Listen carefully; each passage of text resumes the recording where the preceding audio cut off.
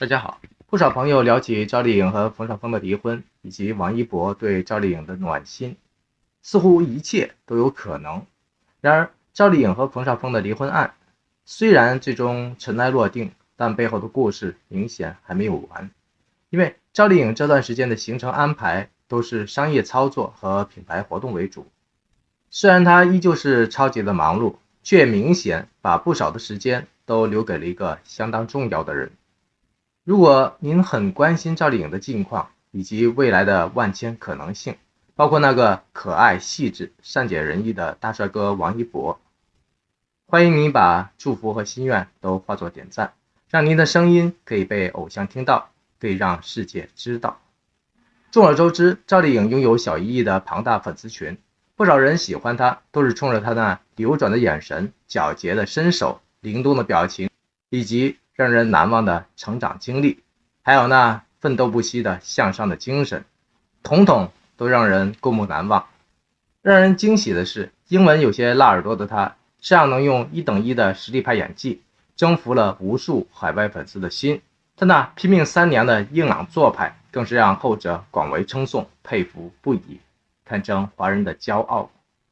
当年赵丽颖、冯绍峰两个人合演电视剧《知否知否，应是绿肥红瘦》之后，赵丽颖饰演的盛明兰和冯绍峰饰演的侯府二公子宫廷烨，让很多人都看着舒服，而且印象深刻，感觉两个人戏里戏外都相当的般配。特别是当剧情发展到两个人如胶似漆、开花结果的时候，不明真相的吃瓜群众们怂恿两个人在一起的呼声更是达到了巅峰。有意思的是，这两个人也真的把戏份搬进了生活，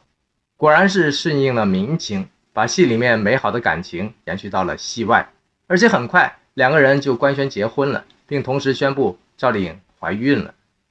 随着这一连串让人眼花缭乱的操作，吃瓜群众的眼神还没有缓过劲儿，他们的儿子就咕咕落地了。这种现实版的剧情发展和知否知否应是绿肥红瘦中剧情的发展实在是太像了，以至于让观众难免有一种被剧情带入太过戏剧化的感觉。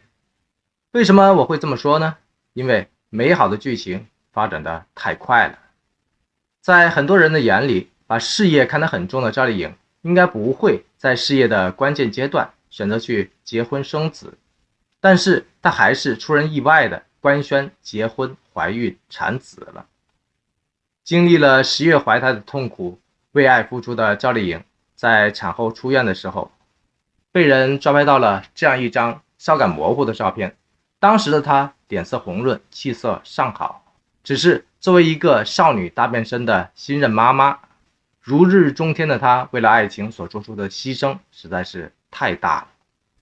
然而她的心甘情愿和极大的牺牲也并没有为她换来冯家的宠溺和殷勤的呵护，反而随之而来的是脸上的胶原蛋白的严重流失，让少女感成为了路人，以至于在她拍摄电视剧有匪的时候，连化妆师都无计可施她那严重的眼袋和疲惫的气色，也为她带来了不少负面的评价和水军的嘲讽。跟着让众多粉丝心碎的是，众所周知的赵丽颖和冯绍峰还是在毫无征兆的情况下宣布和平分手了。于是乎，关键的问题就来了，他们才2岁多的儿子成为了无数人关心的对象，毕竟才刚刚2岁，正是极度依赖母亲、需要父母陪伴的宝贝年龄。说到这，可想而知，最大问题就来了，因为两个人离婚最麻烦、最棘手的问题关键就在这儿。到底孩子归谁？孩子未来怎么办？谁是孩子未来的主角？谁又会是配角呢？您有没有发现，他们的离婚时间点简直是经过了科学的精算？到底是强势的婆婆经手，还是精明的冯绍峰操办，就真的不得而知了，因为他们都是太会算计了。首先，生过孩子的妈妈们都知道，从10月怀胎到1朝分娩，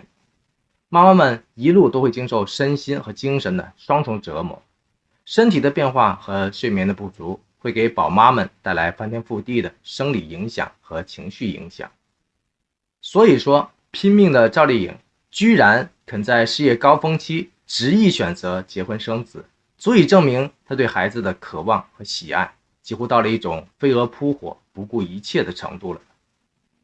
现在，这么一个连着赵丽颖血脉刚刚好2岁的小娃娃，居然要因为各方面的家庭的原因，成为了离婚的牺牲品，如何不让赵丽颖心碎和无奈呢？要知道，这个时候的想想，对爸爸妈妈都是相当依赖的，特别是对妈妈更会是极度依恋的高峰期。带过娃的普通上班族都会知道，当孩子2岁的时候，妈妈每次上班离开家门口的那一刻，都是宝宝最为难受的时间点，因为不愿意和妈妈分开。小宝宝通常都会通过一种方式，就是大哭不止，去指望通过自己的哭声让妈妈止步，不要离开他。如果因为父母分手的缘故，让小宝宝无法经常见到其中一方时，幼小的心灵更会是不尽的失落和悲伤。所以孩子的眼泪总是妈妈的心碎，赵丽颖也不例外。这点冯绍峰以及他的老妈都看在了眼里，心里面明明白白的。好了，这对母子的好戏来了，完美的算计也跟着来了。2019年3月8号，冯绍峰发微博官宣赵丽颖顺利产子，这是一个计时的起点。从2021年4月23号双方官宣的正式离婚日期就可以推断出，两个人至少在1个月前，也就是3月23号就已经达成了离婚协议，并到婚姻登记机关申请离婚登记了。要知道，最新的民法典规定，离婚协议应当载明双方自愿离婚的意思表示和对子女抚养、财产以及债务处理等事项协商一致的意见。由此可见，冯绍峰和赵丽颖两个人肯定都走完了所有子女抚养、财产和债务等程序。关键就在于双方协商的子女抚养权的问题了，到底由谁直接抚养或者轮流抚养？两个人都没有公开这个协商的结果，即便他们肯定是已经达成了一致的意见，包括赵丽颖的妥协在内。请注意，想想这个可怜的孩子，在2021年3月8号的时候，刚满2岁，刚好跨过了一个有利于赵丽颖争取抚养权的门槛，那就是民法典硬性规定的离婚后不满2周岁的子女以母亲直接抚养为原则的门槛。因此，从两个人在2021年4月23号官宣离婚的时间点就能推算出，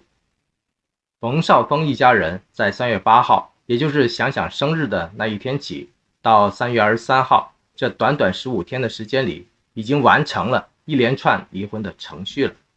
既走完了硬性的法律程序，也让刚满2岁的小娃娃不会被法律刚性的判给赵丽颖。